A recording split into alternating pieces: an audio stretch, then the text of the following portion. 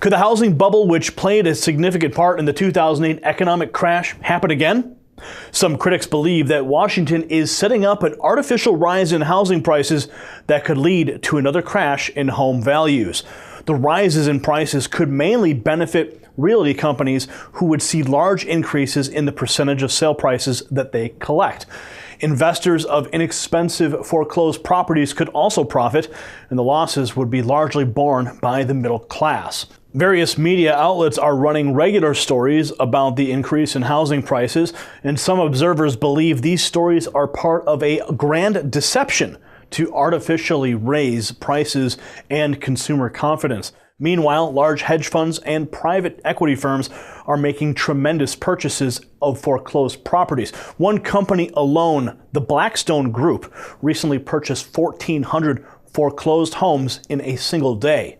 An estimated 10 million people may have lost their homes in the foreclosure crisis, with families needing a place to live and banks holding on to empty homes. Rentals have increased. Some observers believe this could cause that housing bubble. Laura Gottsdiener is an author and political observer who has studied the coming housing bubble in detail, and she's here to speak to us today about the roots of the modern bubble as well as who is behind this movement. We'll also discuss the future of housing prices and the economy. Welcome to the show, Laura. Thanks so much for having me. Laura, how much of a role did the housing bubble play in the 2008 crash? The housing bubble really was what caused the 2008 crash, in the sense that massively rising home values got Wall Street investors and pretty much everybody in the finance world going bananas over this opportunity to make money. And as a result, we saw the rise of the securitization process. So we saw financial products like mortgage-backed securities being sold to investors all around the world. What this meant was that mortgage companies had an incredibly unique opportunity to sell predatory loans and not have any financial responsibility as to whether or not those loans ever got paid back or could even ever be paid back. As a result, obviously, we saw the wave of foreclosures and defaults from the subprime lending crisis start around 2007, 2008. And as the economy, pretty much just tailspun, we saw people then going into default because they'd lost their jobs, because they'd lost their savings, because their homes were not worth half of what they bought them for. And we're just coming out of this unprecedented housing crisis, and yet what's really troubling to me is that the recovery, this so-called housing recovery, has a lot of the same markers. Yeah, let's talk about that. Flash forward to today. Sure. You say there are events similar to what happened 5 years ago, parallels, if you will. Could you explain? Very similar. So we're seeing the rise of a new class of securities called rental-backed securities. If you remember mortgage-backed securities, that was, the bundling of mortgage payments along with car payments and other types of collateralized debt being sold off to investors all around the world. The problem was when people defaulted on those underlying mortgages or didn't pay their car payments, because all of these had been fairly predatory loans, the entire calculation just blew up.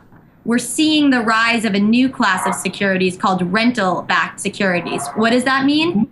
It means that institutional investors, private equity firms, hedge funds are buying a lot of single-family properties, renting them out to people, and now developing a financial product that will allow them to bundle these rental payments, securitize them, and sell them off as bonds to investors all around the world. If this sounds familiar, it's because it is. So basically, what this is the same thing that happened in the previous housing crisis bubble, but this time it's with rental properties. Is that correct assessment? Exactly. And it's worth noting that we've never had Wall Street be involved at such a large scale in the single-family rental market. We've seen them be involved in, mixed-use commercial rental. We've seen them be involved in urban rentals, but this suburban single-family rental empire that Wall Street is amassing is entirely unprecedented, and pretty much everyone's just sort of holding their breath and waiting and saying, will they really be able to manage so many properties with so many families spread over such a great distance? And increasingly, people are saying probably not. Now, we talked about the Blackstone Group on the intro here.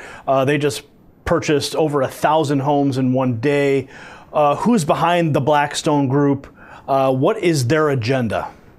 Sure. So the Blackstone Group is a very, very large private equity firm. It's also known as an alternative asset manager. It manages over $200 billion in assets. It's actually a public company, and many of its institutional owners are the major Wall Street banks. So Wells Fargo, Bank of America, Citigroup, JP Morgan, all of Deutsche Bank, really all of the major players that orchestrated the financial crisis to begin with. So what Blackstone Group has done is go in and spend just under $8 billion buying up about 40,000 cheap foreclosed homes in cities, about 14 different regions across the country. So why are they buying so many properties? The goal, they have said publicly, is to buy them cheap because, when housing values crashed so spectacularly in cities like Atlanta and cities like Phoenix and Nevada, in areas of Chicago, there's this great opportunity right now to buy houses really cheap, hold on to them, wait till they appreciate value and sell them off. But that in and of itself is not going to make enough money for, somebody like Blackstone Group to get involved. So in the meantime, as they're waiting for the home values to appreciate, they're also going to rent these homes out to families, many of whom have just been foreclosed on, in this recent crisis. So the foreclosed families living in these homes are now going to be paying the rent to the Blackstone Group. Exactly. So they'll be paying rent to the Blackstone Group, and then the Blackstone Group, just 2 weeks ago now, released its first rental-backed security, meaning it's going to securitize these rental payments, bundle them into a bond, and sell them off to investors all around the world. The only problem is if the Blackstone Group isn't really successful in its security, we could see a whole lot of families who are renting be evicted from their homes, really whether or not they ever missed a rental payment. Now, how does this affect the marketplace when a group like Blackstone enters into it, purchases all of these properties, and now is essentially taking the rent from the previous owners of those properties? How does it affect market prices? Yeah, that's a great question. When Blackstone's gone into markets successively. It's sort of the Starbucks model. They'll go in, they'll inundate the market, and then they'll move on to the next market. So what happens when they go into the market and make these incredible bulk purchases? You mentioned the bulk purchase of 1,400 homes in Atlanta in a single day, for example. It drives the housing prices in that regional market up enormously. We've seen rising rental prices, rising home values about 20, sometimes even 30% in the last year. A lot of that is due to these institutional investors coming into these markets.